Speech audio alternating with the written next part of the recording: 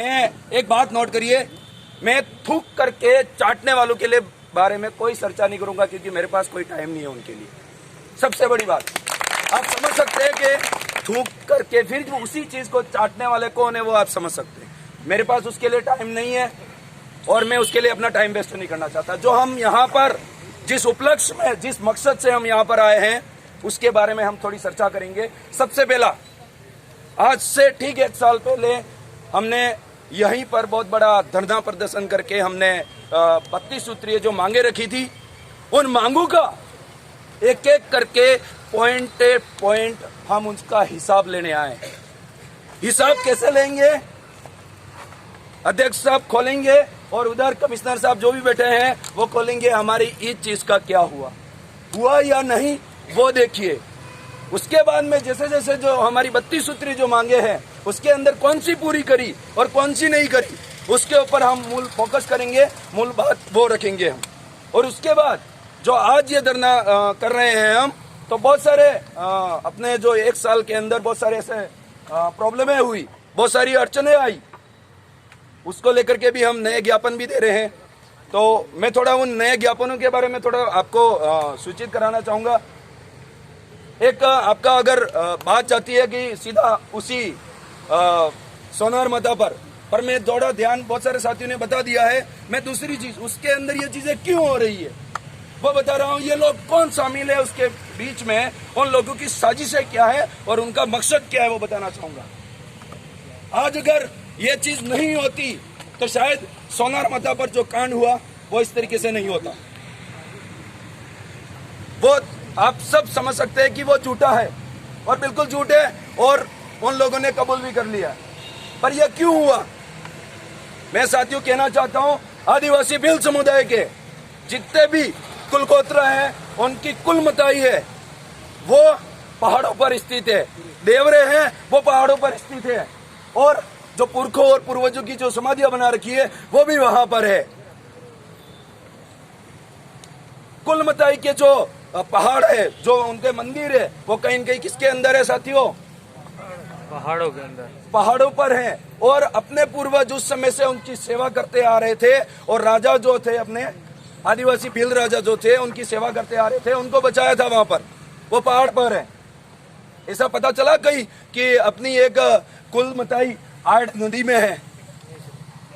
पता चला कहीं? ये किसके होते हैं? ये किसी को सपना आता है नहीं आता है पता नहीं, और थोड़ी बहुत एक मूर्ति लगा करके खड़ी कर देते हैं, वो उन लोगों की होती है। हमारी तो पहाड़ों पर बची हुई होती है, जो हम आदिवासियों के लिए रक्षा के लिए बनी रहती है। तो साथियों मैं कहना चाह रहा हूँ, उस समय से चलती आ रही जो हमारी कुल मताई थी वो पहाड़ों पर थी, और कुछ समय से जो वन अधिनियम द्वारा उन पहाड़ों को अपने कब्जे में लिया गया। मैं श्रीमान संभागीय आयुक्त और जहां पर यहाँ पर जितने भी पदाधिकारी है वो बात हम ये रखेंगे और ज्ञापन में भी लिखी है। मैं बताना चाहता हूं कि कुछ समय से उन लोगों ने 20 सालों से जंगलात वन विभाग का कोर्ट निकाला गया। कोर्ट निकालते वक्त जो पाल की जो देवी देवता है उसको बीच में लेते हुए उस देवी को जंगलात के अंदर कर दिया गया, वन विभाग के अंदर कर दिया गया। अगर अभी वहां पर कोई गोत्र वाले या फिर आदिवासी भील समुदाय या अपने जितने भी प्रतिनिधि है, अपन जो लोग काम कर रहे हैं, हम विकसित अगर उसका विकास करना चाहते हैं, तो वहां पर वो लोग हमें रोक रहे हैं। वो लोग किस तरीके से रोक रहे हैं आप समझ सकते हैं, और उनकी साजिश क्या है, उनकी पॉलिसी क्या है। छोटी सी चीज आप जानना पड़ेगा आपको। वो लोग ये कहते हैं कि वहां पर कुल देवी है। आपको छोटी सी बात बता दो, सोनार माता 18 पाल के अंदर धराल माता है, जो रियल मंदिर बना है उसके अंदर रियल कुल देवी नहीं है, कहीं न कहीं पत्थरों के अंदर पहाड़ों के बीच में है। आहारियों की कुल देवी खेरवाड़ के अंदर बोहाल माता, वहां देखोगे आप जमीन को फाड़ करके बाहर निकली हुई है। तो ऐसी कुल देवियां है। वहां पर इन लोगों ने विकास के नाम पर उसका नाम लेकर के इडा नाम आता है, देखिए आप, वहां पर ट्रस्ट बनाया गया है। वो ट्रस्ट को विकास के नाम पर, विकास कुछ नहीं हुआ है, और हमें हमारी कुल देवी है उसका कोई विकास नहीं चाहिए। हमें वहां पर सिर्फ अगर पानी पीने को मिल जाए यात्रियों को, या लाइट की सुविधा मिल जाए तो हो जाएगा, बाकी हमें कुछ भी नहीं चाहिए। और बहुत सारी ऐसी देवी है वहां पर, उनके मंदिर भी नहीं बने हुए, जो वहां पर स्थापित है वहीं पर है वो। तो साथियों, ये ट्रस्ट के नाम पर इडाना माता देख रहे हैं आप, धीरे धीरे वहां पर ट्रस्ट वाले मिलकर के सबसे पहला हुकूमत किसने जमाई, कब्जे करने का किसने सोचा, वन विभाग ने धीरे धीरे अपने कब्जे में लिया। लेने के बाद में ट्रस्ट वाले आए और ट्रस्ट ने कार्यकारिणी बनाई और कार्यकारिणी के अंदर हमारे जो कुल मताई का जो नेजा चढ़ता है, जो ध्वजा चढ़ती है, चांद सूरज और तारे होते हैं, प्रकृति दर्शाई गई होती है, रेड कलर की होती है मताई अगर इस तरीके ऊपर वहां पे चढ़ता है तो, और पुरुष और पुरखाई जो पूर्वज होते हैं उनके ऊपर वहां चढ़ता है तो सफेद कलर का होता है। तो साथियों, वहां पर ये ट्रस्ट वाले लोग धीरे धीरे इनका ध्यान, अपना ध्यान भटकाने के लिए ये लोग ट्रस्ट बना करके ये कहते हैं कि आपकी तो कुल देवी है ही, हमारी भी है। मैं आपको एक बात साफ कर देना चाहता हूं कि कोई भी वहां पर दर्शन करने आए, हमें कोई आपत्ति नहीं है और हम करते भी नहीं है, ये सबकी देवी है।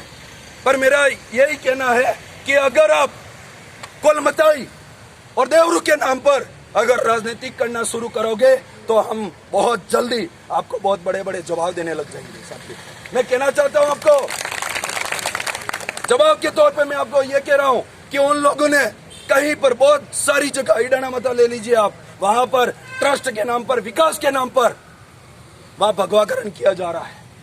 वहां जो बड़ी ध्वजा लगी हुई है उसके अंदर लाल ध्वजा जो झंडी लगी हुई है वो भगवा कलर की झंडी लगाई गई है, वहां पर ध्वजा हटा दी गई है।